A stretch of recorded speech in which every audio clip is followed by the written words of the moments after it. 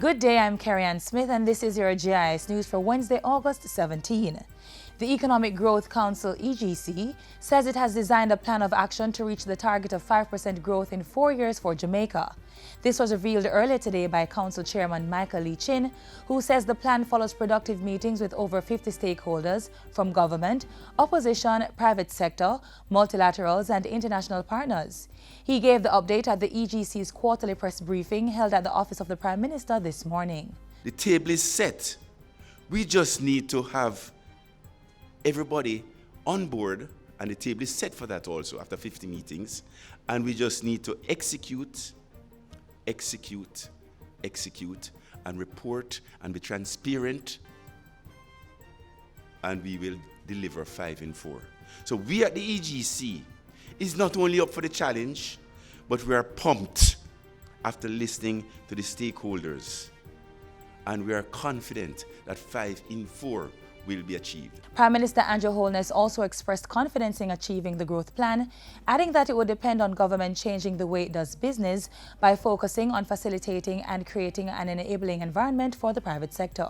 And government definitely needs to strengthen and become more efficient, more agile in regulation, law enforcement, planning, and giving support in terms of enabling businesses. Government is to receive a $35 million loan to help establish a modern ICT service provider for the entire public sector.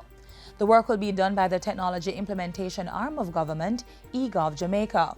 The money will be handed over by the World Bank following the signing of a Memorandum of Understanding with the Ministry of Finance next week. This injection of funds will help government fulfill the needs of citizens by improving the quality of services and ensuring that reliable and consistent data is available for decision-making and service delivery.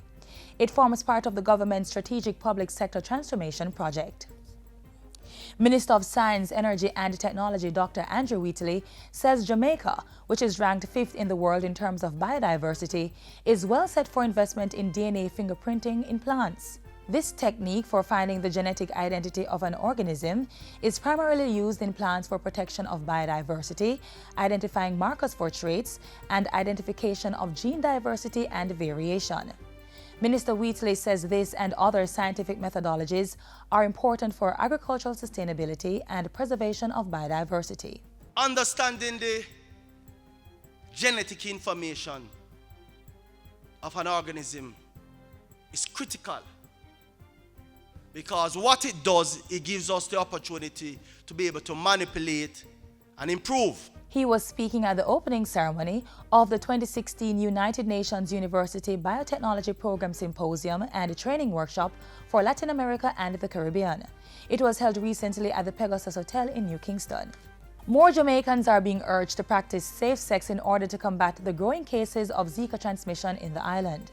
Zika is primarily spread by the bite of an infected Aedes aegypti mosquito, but is also reportedly transmitted through sexual intercourse. Since February 2016, 11 countries, and probably more now increasingly, have reported person-to-person transmission through a sexual route. We probably do the worst as it relates to protected intercourse in the Caribbean. The National Family Planning Board would like to see a little more success in use of condom. The Chief Medical Officer was speaking at a Rotary Club meeting recently. Prime Minister Andrew Holness says Jamaica will see benefits from its participation in the 2016 Olympic Games and marketing opportunities being created on the sidelines.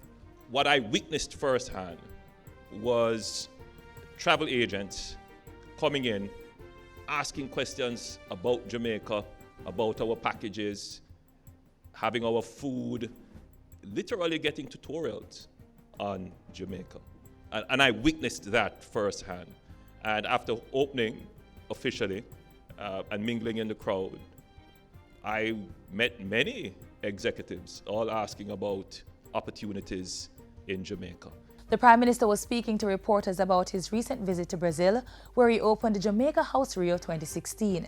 Dubbed Reggae Rocks Brazil, the hospitality house is government's base for promoting brand Jamaica at the 2016 Olympic Games. And finally, government officials continue to voice their support for Jamaica's 2016 Olympic athletes, with the latest commendations coming for gold medalist Omar McLeod and others who performed on Tuesday. Sport Minister Olivia Grange has applauded the new Olympic 110 meters hurdles champion as a superb athlete with a great future. McLeod became the first Jamaican to win the sprint hurdles at an Olympic Games, clocking a time of 13.05 seconds. The sport minister is also praising the performance of the first male to represent Jamaica in a diving event at the Olympic Games. Knight Wisdom made it to the semi-finals and just narrowly missed the finals by 8 points. Minister Grange says the government and sport administrators, as well as sponsors and volunteers, now have the responsibility to keep the momentum and sustain the interest in diving. And that's it for JIS News today. I'm Carrie Ann Smith. Thanks for watching.